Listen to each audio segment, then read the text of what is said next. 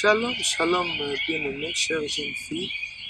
Je suis Maman Émilie Poukou, je suis servante à l'église Mon Berger et coordonnatrice de la Rajefac. Comme vous le savez, la Rajefac, c'est un rassemblement de jeunes filles averties en Christ. Parlant de l'avertissement, donc c'est quelque chose de très important. La personne qu'on avertit n'a pas droit à l'erreur. S'il tombe à l'erreur, vraiment c'est un drame.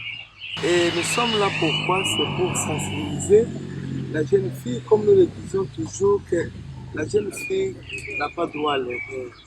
L'erreur de la jeune fille lui colle peut-être si Dieu ne lui a pas fait grâce toute la vie. Les conséquences, il emporte toute une vie. Comment? Sur tous les plans. Nous avons sur tous les aspects de la vie, spirituelle, physique et la vie courante.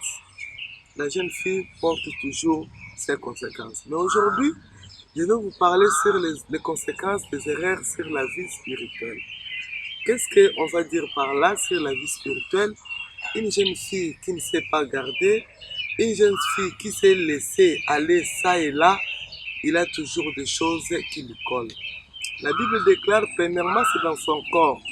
La Bible nous dit que tout autre péché que l'homme commet, ce péché est hors du corps. Mais celui qui commet l'impudicité pêche contre son propre corps. Oh, la Bible nous dit aussi que les deux, ils vont faire une seule chair. Avec Christ, nous faisons un même esprit, mais avec un homme, quand tu te colles, tu couches avec, tu sors avec, vous faites la même chair.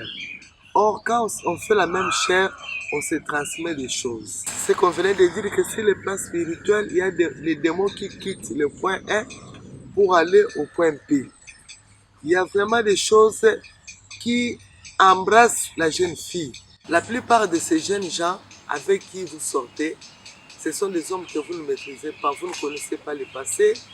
Ce sont peut-être les agents du diable dans le monde du ténèbre qu'on a largués sur terrain pour aller chercher que des filles.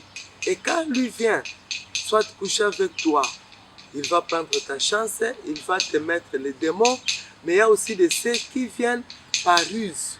Ils ne te cherchent pas pour coucher avec toi, mais ils cherchent à avoir seulement ta morale. Comment, en te donnant quelque chose, tu as besoin, il te donne, mais sans même te faire une avance sur ton corps. Et c'est là aussi nous voyons que dans la suite des temps, avec le travail que nous faisons dans l'église en tant que servante, il y a beaucoup de choses qui se passent. Sur le plan spirituel, tu vas voir quelqu'un est lié. Et quand tu vas suivre cette origine-là, même quand tu vas suivre pour faire la délivrance, tu vas entendre les démons qui te disent, bon, c'est elle-même qui s'est donnée à moi. C'est elle-même qui avait mangé mon argent. C'est elle-même qui m'avait accepté ainsi. C'est pourquoi nous disons à la jeune fille, tu n'as pas droit à l'erreur. Attention à tout ce que tu fais. Tous les actes que la jeune fille pose avant le mariage, en tout cas, ça va toujours à sa perte. Ça, nous pouvons le démontrer. Elle est perdante. Même si nous partons sur le plan physique, nous pouvons le démontrer parce que tout en étant africain, il y a la culture qui nous lie. Il y a beaucoup de choses, même les mamans, dans les mariages, à peine paix se réjouissent, même dans les mariages. À Forgerie, la jeune fille qui est dehors, qui part dans ces lieux sombres, tout en craignant qu'il faut faire vite parce qu'il faut rentrer à la maison, qu'il faut faire vite parce qu'on peut venir me trouver. Donc, elle ne gagne pas. C'est les garçons qui gagnent. Les garçons emportent toujours sur elle, mais elle est toujours perdante. Même sur le plan physique, sur un désir sexuel, elle n'en bénéficie pas trop. Parce qu'il y a la honte, il y a la culture, comme nous venons de le dire, et la jeune fille est toujours perdante. Mais aujourd'hui, l'aspect que nous martelons, c'est l'aspect spirituel pour dire qu'elle est vraiment perdante dans tous les sens. Elle reste avec des charges qu'elle ne sait pas faire. Quand elle est encore là sur place, elle croit qu'elle a gagné, elle a un enfant, elle a un iPhone, elle se montre un peu bien vêtue, elle est considérée, mais la vie complique par la suite. Parce que quand les démons viennent dans la vie de quelqu'un, ça ne vient pas pour la sourire, ça ne vient pas pour le faire un cadeau, Et par la suite, cette vie-là est compliquée.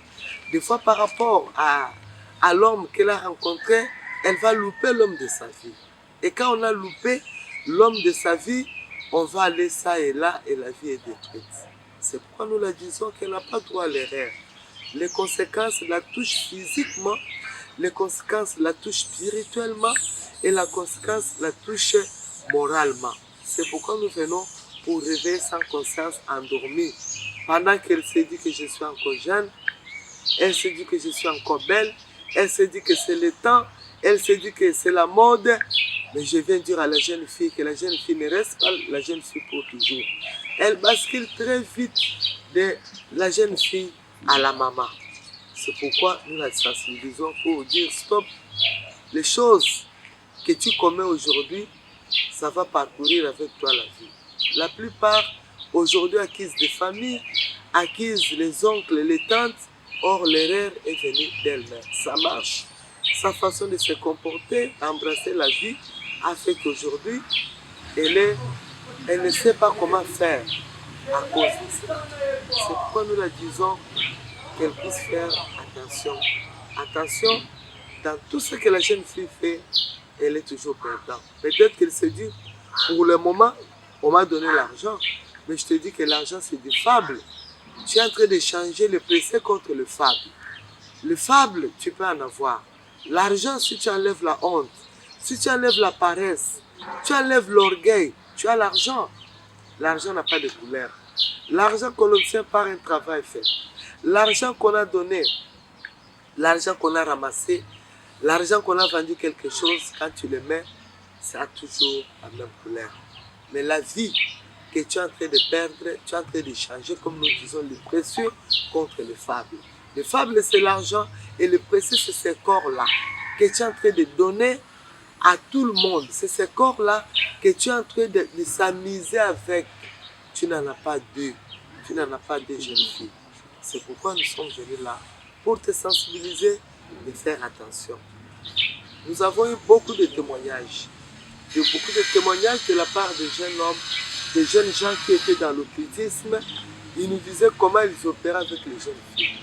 Dans les universités, ils pouvaient entrer. Et quel a été son rôle? Son rôle n'était pas seulement de t'aborder, de sortir avec toi, de faire avec toi de l'amour, non. Le rôle, c'est seulement que tu acceptes même un coca qu'il t'offre.